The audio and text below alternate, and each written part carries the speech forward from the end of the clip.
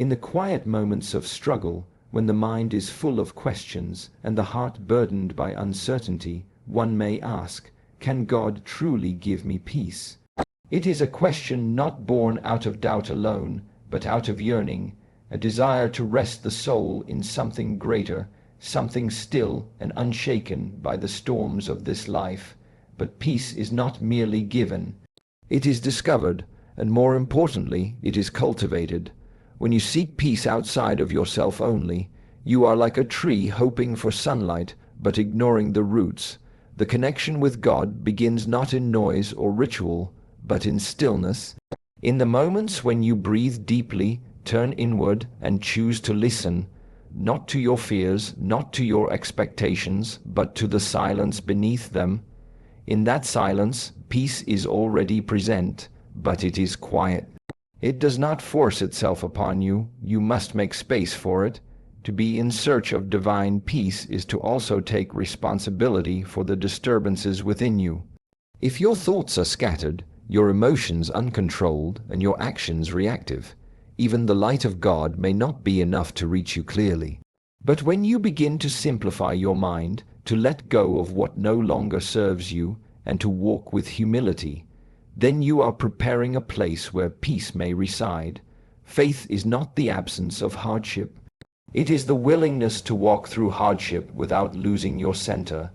That center, which many call soul, is where peace lives, and it is strengthened each time you choose stillness over chaos, patience over fear, discipline over impulse. When you align yourself with these principles, you are not just waiting for peace to descend from the heavens. You are aligning yourself with the very nature of peace.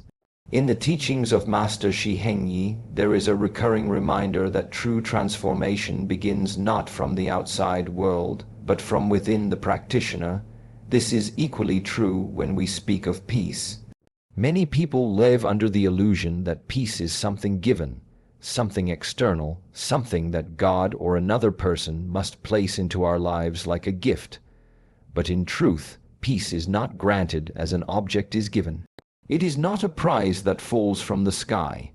Peace is an inner realization that must be discovered, and more importantly, cultivated through daily awareness. Imagine you walk into a vast and silent forest. There is calmness there, but only if your own mind is quiet enough to notice it. If you enter that forest with noise in your thoughts, with unresolved anger, anxiety, and distractions, you will not feel the stillness of nature. It is not that the forest is not peaceful, it is that you are not attuned to its peace. Likewise, when people say they seek peace from God, they often look for an external event, a miracle, or a sudden change. But Master Shi Heng Yi would say, even the greatest light will not enter a space that is closed from within. Peace is a relationship. It is the meeting point between divine stillness and internal readiness. This readiness cannot be achieved by waiting. It must be trained. Through meditation, breathing, movement, and self-reflection, we gradually clear the debris from the mind. We learn to let go of attachment, fear, and expectation. In this process, we are not waiting for peace. We are preparing ourselves for it. When you approach God, do not ask only for peace. Ask for the strength and discipline to prepare a space within yourself where peace may enter. Let your daily actions, your thoughts, and your choices become aligned with calmness. This is not weakness. This is training. And in the words of Master Shi Heng Yi, training is the process of discovering your inner nature. In the words of Master Shi Heng Yi, silence is not simply the absence of noise. It is the presence of clarity. Most people live their lives surrounded by endless chatter, not just from the world, but from within. Thoughts bounce from one concern to another, emotions rise like storms, and the mind is never still. In such a state, even if God speaks to you, would you be able to hear it? We often ask, why can't I feel peace? Why don't I hear divine guidance? But the question is not whether God is speaking. The question is whether we are truly listening, and listening is not just done with the ears. It is a deep act of internal presence. The heart can only receive when the mind has learned to be quiet. Master Shi Heng Yi teaches that to quiet the mind, one must train it just like the body. You cannot expect stillness to come to a mind that has been left undisciplined. Just as you would not leave a wild horse to roam, and then hope it follows your path, so too must you not expect an untrained mind to understand peace. The practice begins with awareness of breath, posture, thought, and intention. Through practices such as mindful breathing and seated meditation, you create space between stimulus and reaction. You begin to observe without being pulled. As this internal space grows, the noise begins to fade, and in this silence, something subtle starts to emerge. It is the quiet voice of your own higher nature. And perhaps it is also the voice of God, not a booming sound from the sky, but a whisper that arises when you are finally ready to hear it. Shi Heng Yi reminds us that silence is not passive. It is a form of inner strength. It requires courage to face the thoughts that arise in stillness. But once you begin this process, you no longer feel helpless. You begin to align with something deeper, something that has always been speaking, always been present, but was drowned out by the noise. If you seek peace, if you seek God's guidance, do not look first to the outside. Begin by taming your own mind. In the stillness that follows, you may hear not only yourself, but something far greater. Peace is not something you pursue, it is something you allow. But to allow peace, you must first remove the barriers within. One of the greatest barriers is resistance. Resistance to what is. Resistance to what has happened. Resistance to what we cannot control. This resistance, often unnoticed, creates a deep tension in the body and in the heart. And where there is tension, peace cannot enter. Master Shi Heng Yi teaches that peace does not arrive with struggle. It arrives with surrender. But this surrender is not weakness. It is the wisdom of knowing when holding on becomes poison. When a cup is already full of murky water, you cannot pour in clear water unless you first empty it. In the same way, the soul cannot be filled with divine peace if it is overflowing with resentment, fear, or regret. Letting go is not an intellectual act. You do not force it. Instead, it begins with awareness. To recognize where you are gripping tightly, an outcome, a memory, an identity, and then, like a leaf releasing from a tree in autumn, you allow it to fall, not because you have given up, but because you trust the ground on which it lands.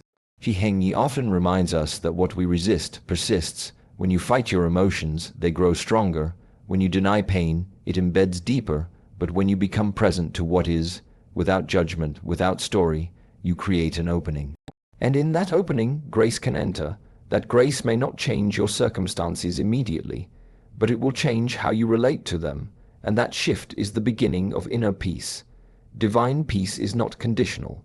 It is not a reward for perfect behavior. It is a state that is always available, but it cannot be forced into a closed heart. It is invited when the heart is open, and the heart opens when we stop resisting the moment as it is.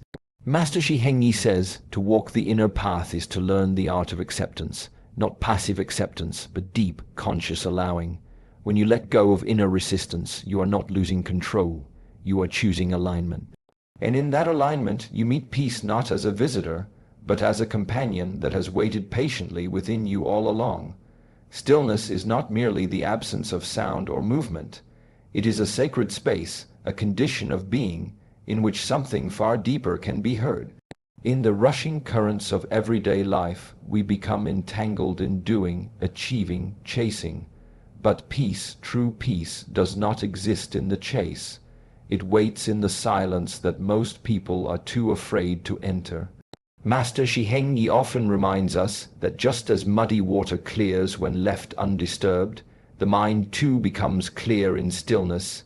But to reach this stillness, one must be willing to stop running, not just physically, but mentally and emotionally.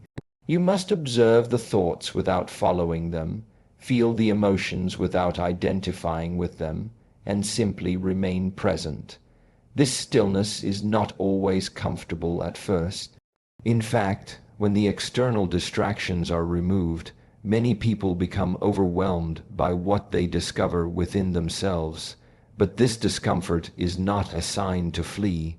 It is a sign that something buried is ready to be seen, to be healed.